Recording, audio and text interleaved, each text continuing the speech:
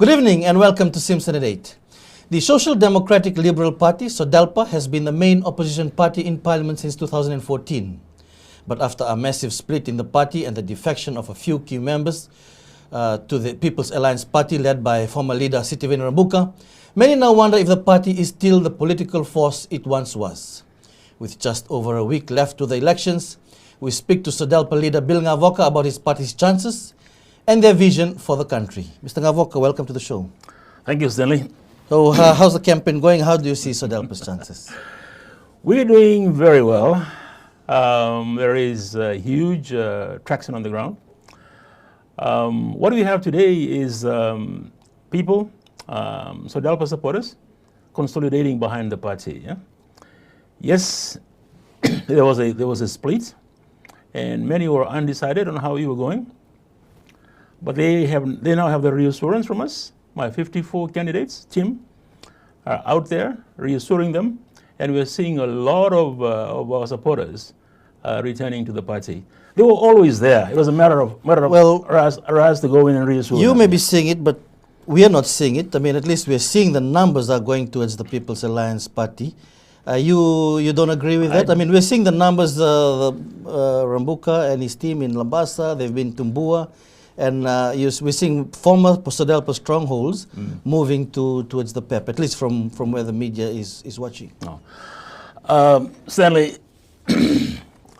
this is Sodelpa. Okay, we may not be holding rallies, we may not have banners and billboards. There is 300,000 of this circulated around the country now in the hands of our people, and this is more effective. What does that say? It spells out everything that we stand for, our policies. In many areas, and we believe this is the way to go, Stanley. You need to reach your voters. You need to give them something that they can take away, and translate to votes. So not the rallies. You're using the pamphlets to reach them. Absolutely. And they're reading. So looking at just the numbers. Because I know there are observers and analysts who are saying, look, they actually think Sodelpa will not make the 5% threshold. You think that's laughable? Because look, the way they look at it is this. In 2018, Sodelpa won 181,072 votes. Yeah. Of those, 77,000 was won by Rambuka. And then some of your big, which is over 40% of your vote, was won by Rambuka. Then some of your big vote getters, Linda, Mbolitavu, Nawekula, Lambalau, Vosanimbola, Saukuru, Tusawambulu, Nauda, and others. I mean, that's another 30,000 that have gone towards the People's Alliance. So that's almost 100,000 votes, if you look at it, gone to PEP, if you're looking at just the votes that they got in 2018 under Sodelpa, though. So what numbers are you realistically trying to achieve? And how are you countering that view that some have that, you're struggling? Let's be very clear about something. Those numbers by those people were Sodelpa votes. Not their own votes? Not their own votes. Okay? I could tell you stories on how they managed to manipulate the Sodelpa system in 2018 to enable them to gain those votes. Rambuka, all he needed was 9,000 votes from the Conrove to make him a parliamentarian, to get into parliament, which is the model that we use. But then he decided to outdo the Marama in 2014, 49,000. And he went to compete against his own team in their own turfs. That's how you got to 77,000 votes. I'll be very interested on what he gets this time. So you say that the last elections you also are not pursuing the party where it's the way the Fiji First model is, where they have one number that they promised. Weren't you promoting Rambuka's number in 2018 as well? In the home stretch, about a week into the election, the directive came out to start promoting the party leader, 2 weeks into it.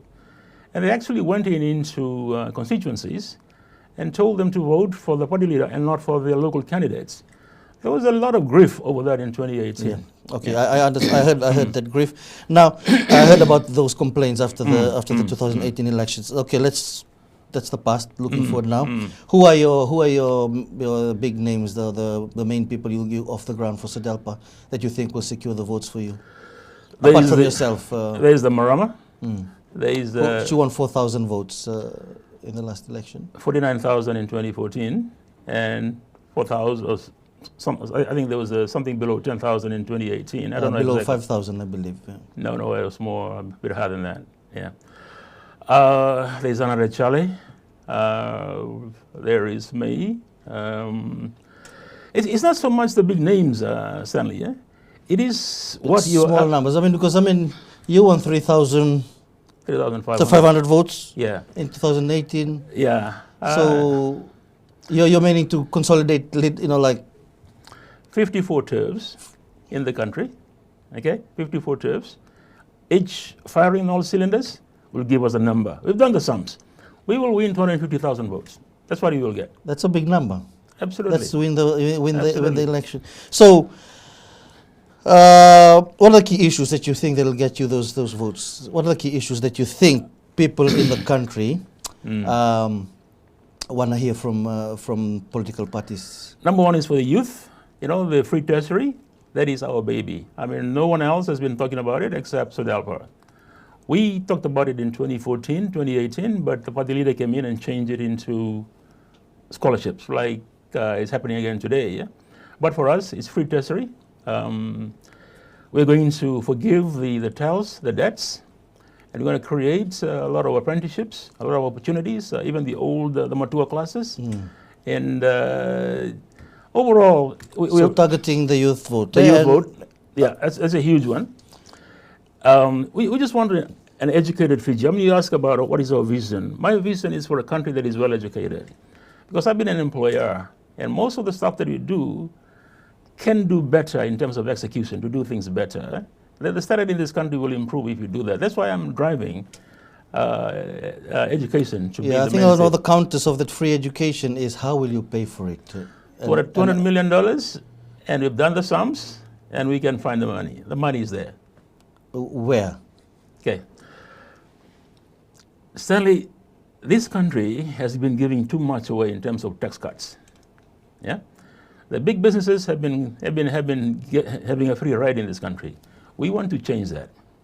Let me give you an example. Corporate tax. Corporate tax used to be 28% in 2013. Then it went down to 20% for resident companies, 17% for companies that brought the headquarters to Fiji, and 10% for those on the stock exchange, listed on the stock exchange. It used to be 28%. So from the time it was 28% and to today, we used to collect $420 million and 28%. Now it's down to $120 million. There was a reason for the tax cuts, though. You understand. It's to to make it easier for companies to do business, make it attractive for investment. I don't buy that. You don't buy that? I don't buy that. Okay. I don't. $300 million down the gaggle. Yeah, that belongs to the people. So of from Fiji. the companies to the youth. Yes. All right. And all right, we'll continue with the discussion after the break. You're watching Simpson at 8. Don't go away. We'll be right back after the break with Viliame Gavoka, the leader of the Sodelpa party.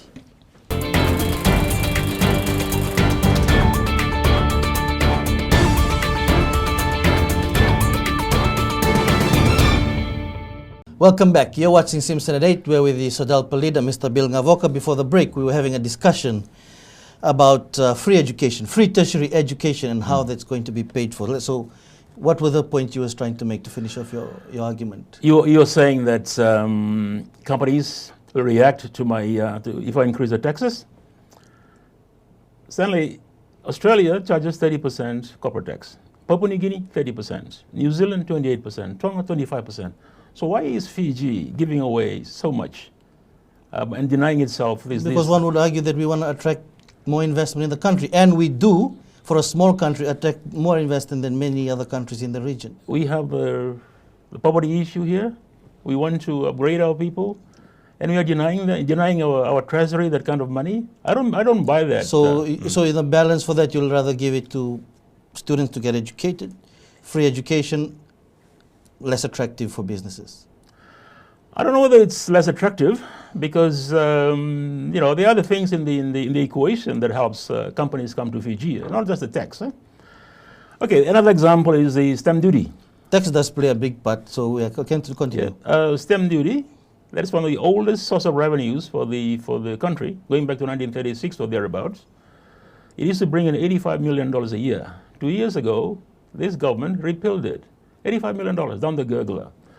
Capital gains tax. We used to collect it at 28%. Now it's down to, it's down quite significantly.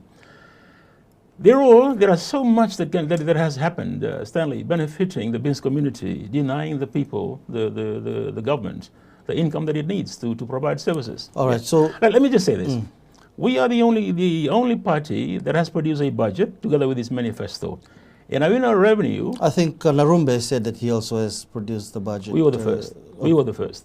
Okay, I don't know who's the first, but I can tell you that Narumbe is also. I think everyone knows in this country that we did ours about 6-7 weeks ago. Huh? Okay. Yeah. So free education. Yeah. Sorry, you were making the point about your budget. Our revenue from our revenue for the year, for 1 year, is about $500 million more than Fiji First. Theirs is about 2.9 billion. Ours is about $3.4 billion. By looking at all these taxation, all these revenue measures that this government has neglected. There were 4 tax measures enacted by Parliament yet to be gazetted over 6 years. That's an indication of the kind of opportunities that they Right. We haven't got the capacity here to assess your budget, but coming back to the free education. Yeah. Free education, it's a wonderful thing. So you'll have all these educated, and how you'll get the jobs?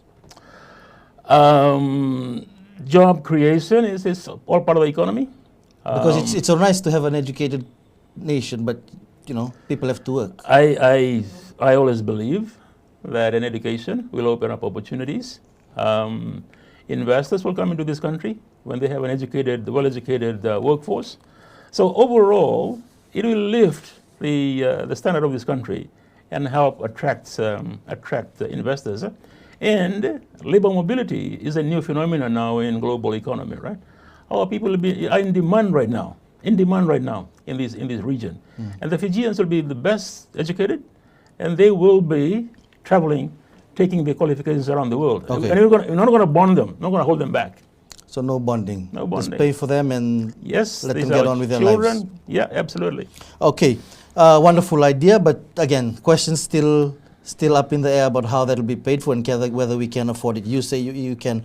Okay, well, youth is a major area you focus on. What are some of the other key issues that's in your manifesto that you think will get you the votes to get into government? We're very big on Itoke affairs. The budget today in the Ministry of Itoke, which is head 5 in the normal government budget, is $15 million.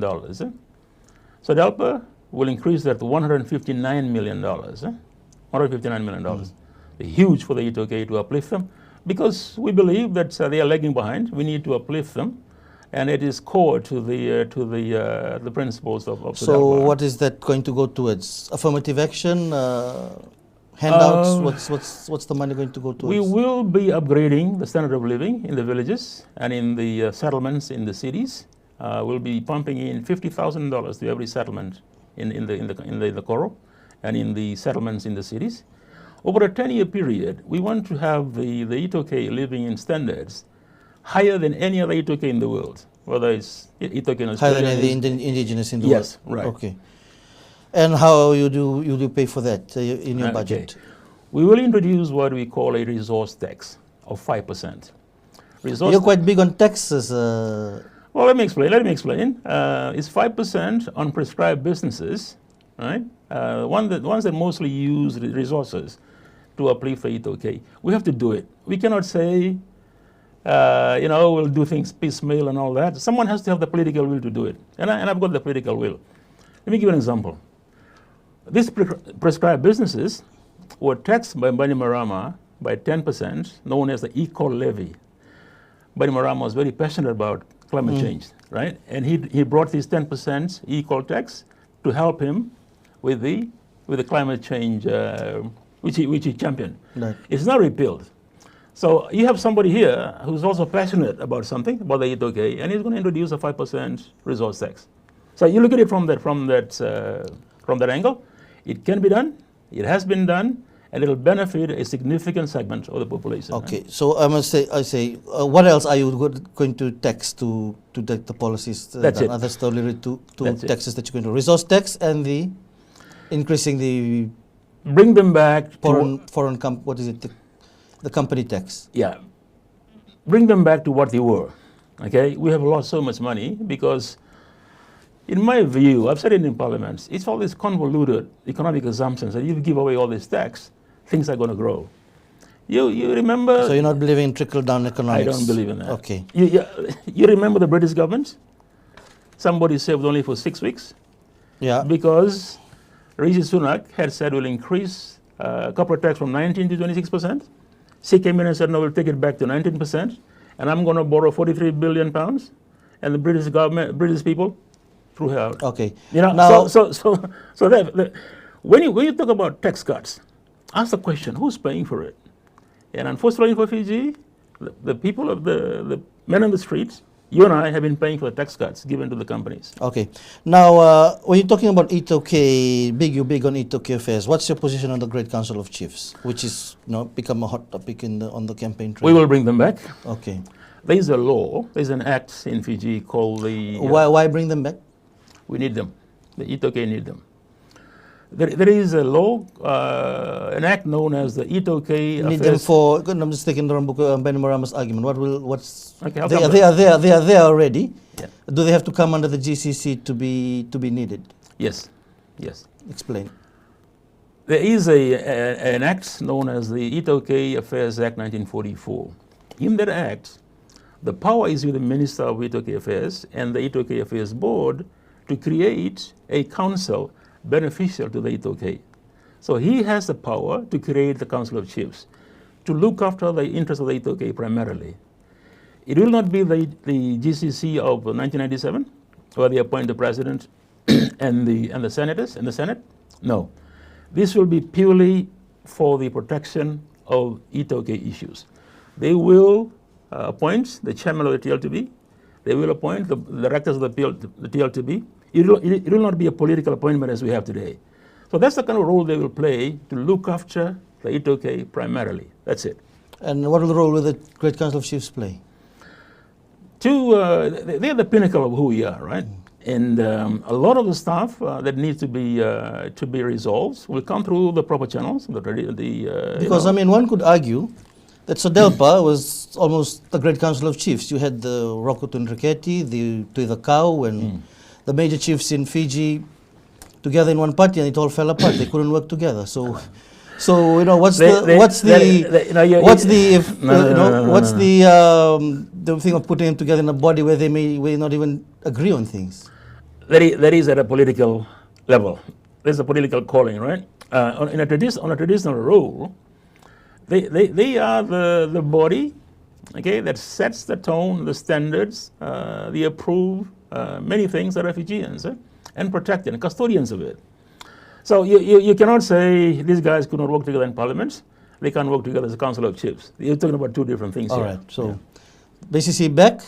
Yeah. And more money for the E2K going forward.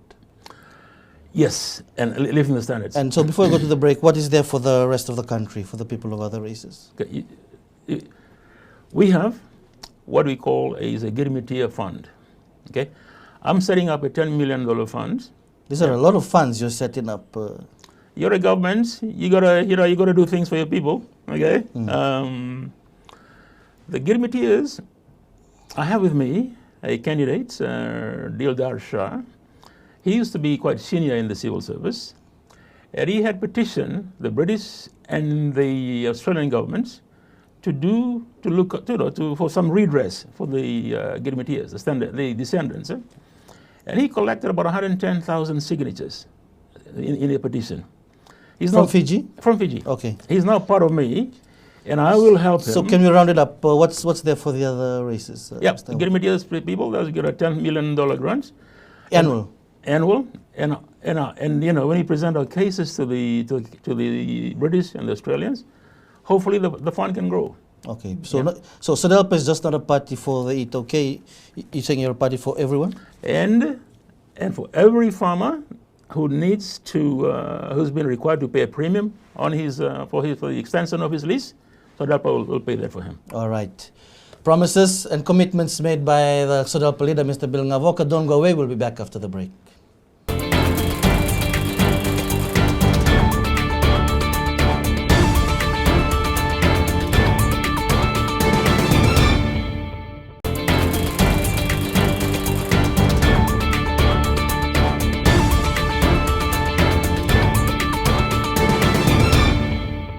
Welcome back. You're watching Simpson at 8 on my TV with Sodelpa leader, Mr. Viliame Gavoka. Now, a key issue that's come up, not to do with policy, but to do with the parties in the campaign trail. It's like a cloud hanging over Sodelpa right now, is whether you will form a coalition with Fiji First after the election. Stanley, we are here to win outright. That is the focus.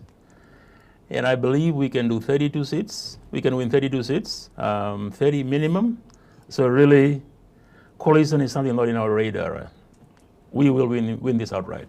You've ruled out having a coalition with PEP, but you haven't ruled out a coalition with Fiji First. Are you ruling out a coalition with Fiji First? Coalition with nobody. The focus is winning outright and forming governments on our own. Because I mean, in the last interviews I saw that you said that you'll decide when you get to it. We now That's different from what you're saying. We now know that we are strong on the ground. The traction is there. The numbers the numbers are there. My 54 guys are all very positive. The vibes are very positive, and really there's no talk, there's no thoughts of any coalition. Okay. How are you seeing then with the campaign on the ground, the impact that PEP is making in terms of the 8 OK votes and where your vote stands? Okay. We are the ones, okay, with the most, with a manifesto that appeals to our people and very specific. Our people, I've been surprised when I go into a village. Just lately, a couple of days ago, somebody said to me, one of the elders said, "You know what? We've had this party, that party, visiting us. Yours is the manifesto that resonates with us and very clear and very specific. We can have some very positive takeaways from what you're sharing with us."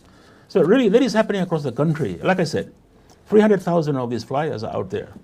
And that is what the reaction we're getting, that you are the party that makes the most sense with us. You're putting a lot of faith in your flyers, I must say. You know, how do you, putting it out, how do you know that it'll make an impact on someone, whether they'll even read it without having a discussion with them? It is in the vernacular, it is in English, and we sit down and talk with them about it. And the feedback we are getting, like I was sharing with you, no other party has the type of manifesto that we have, leaflet that we have, with the clarity and how it relates to what they need, what they want. So all these rallies and big crowd that's coming to these PEP rallies, you don't think is making a strong impact? I don't think so. They take these home. And read it. And on the day of the blackout, 2 days before, all these banners will come down, but this will be in your house, and nothing to read over the next those 2 days.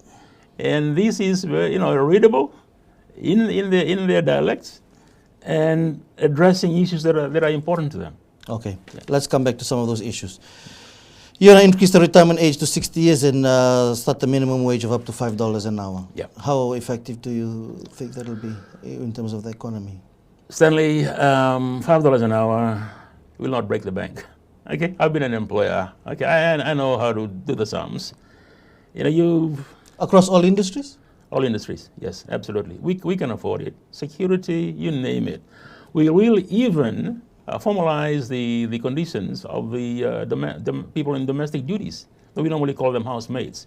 They will also be paid a minimum wage of $5 an hour. Okay, so that's like $200 a week. A week. That is a living wage established by people like Father Kevin Barr.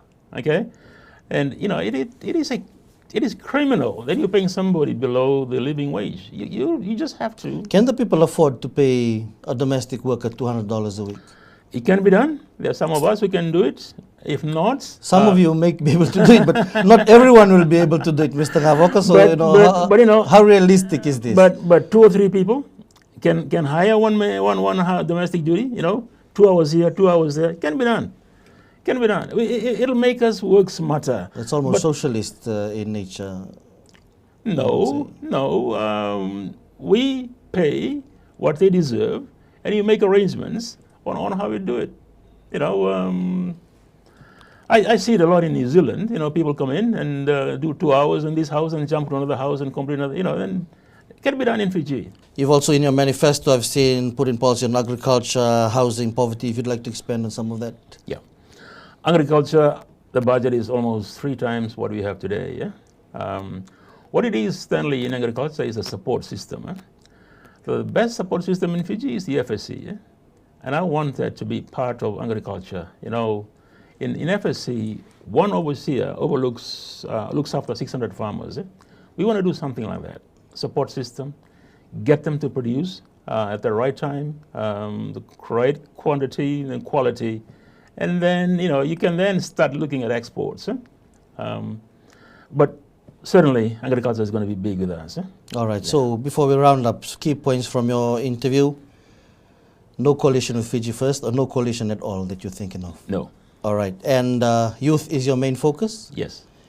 A lot of tax, new tax to the company tax, and reinstating what is to be. So you're not you're saying you're not introducing it or making it up. You're reinstating to what it once was. What it was, yeah. The only new one here is the resource tax, which is lesser than the equal that Baramaram had enacted to help him with the climate change thing, which is now repealed. So here you have Viliame Gavoka, very passionate about the E2K, and will bring in 5% resource tax to help the E2K. All right. Before we go to we end the show, Mr. Gavoka, what's your final message, your key message to the people of the country? Stanley, I just want to urge everyone to come out and vote on that on the day, the 14th. I mean, it's happening today with the pre-polling. I always call this the moment of truth. In the exclusive room that is yours in the booth, yeah, for you to make up your mind that very important decision that gives so much power to you, the voter, to decide on how you want to be governed over the next 4 years.